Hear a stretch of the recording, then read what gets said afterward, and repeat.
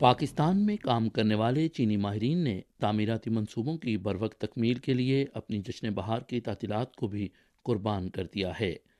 ख़ास तौर पर हाइड्रो पावर प्रोजेक्ट्स पर मसरूफ़ अमल 500 से ज़ायद चीनी मुलाजमीन ने जश्न बहार की छुट्टियों के दौरान भी काम जारी रखा। जश्न बहार की तातीलात उन अयाम में आती हैं जब दरियाओं में पानी बहुत कम होता है, लिहाजा इन दिनों ऐसे मंसूबों पर काम की रफ्तार को बढ़ाने के लिए बहुत मौजूद ख्याल किया जाता है।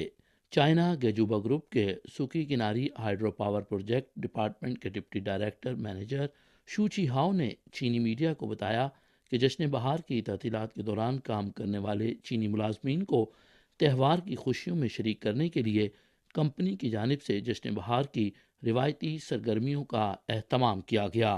इस दौरान पाकिस्तानी कारकुनों ने भी अपने चीनी भाइयों की खुशियों में भरपूर शिरकत की। ऐसे ही